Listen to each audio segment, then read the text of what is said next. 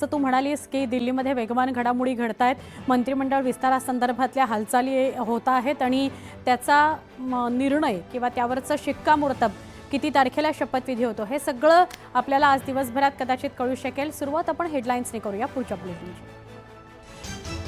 Headlines प्रायोजक राजयोग paints, आनंद तुमचा रंग आमचा।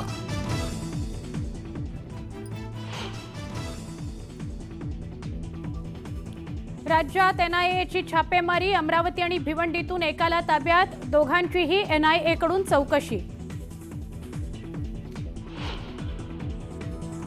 ठाकरेंच्या शिवसेनेचे सगळ्या खासदारांनी मागितली पंतप्रधान नरेंद्र मोदींची भेट, प्रियंका चतुर्वेदींच्या नेतृत्वात खासदार सोमवारी पंतप्रधानांची भेट घेणार, राजकीय वर्तुळात चर्चांना उधाण। उद्धव ठाकरेंकडून देवेंद्र फडणवीसांना शुभेच्छांचा फोन, मुख्यमंत्रीपदाची शपथ घेतल्यानंतरच्या दुसऱ्या दिवशी केला फोन, न्यूज 18 लोकमतला सूत्रांची माहिती। 14 डिसेंबरच्या मंत्रिमंडळ विस्ताराबाबत संभ्रम कायम, भाजप मंत्र्यांच्या नावावर अंतिम निर्णय नाही, सूत्रांची न्यूज 18 लोकमतला माहिती।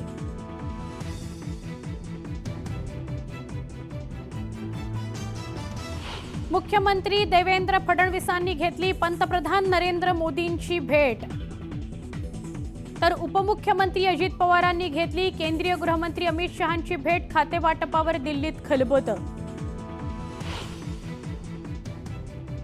मंत्रिमंडळ विस्तारात भाजपचा वर्चस्व, गृह आणि अर्थ खातं भाजपकडेच राहण्याची शक्यता, तर शिवसेनेला नगर विकास खातं, महसूल खातं राष्ट्रवादीच्या पदरात पडणार, सूत्रांची माहिती।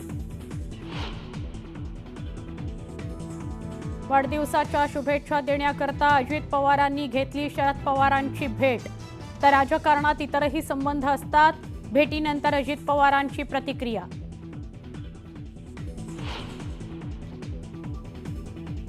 वन नेशन वन इलेक्शन विधेयकाला केंद्रीय मंत्रिमंडळाची मंजुरी, हिवाळी अधिवेशनात विधेयक आणण्याची तयारी, सूत्रांची न्यूज 18 लोकमतला माहिती, भाजप खासदारांना व्हीप जारी।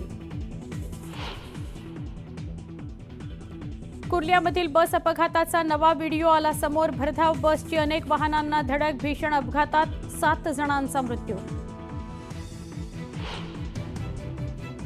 आणि छत्तीसगडमधील चकमकीत 7 माओवाद्यांचा खात्मा, सुरक्षा दलाच्या जवानांना मोठं यश, कारवाईत मोठ्या प्रमाणात शस्त्रसाठा जप्त।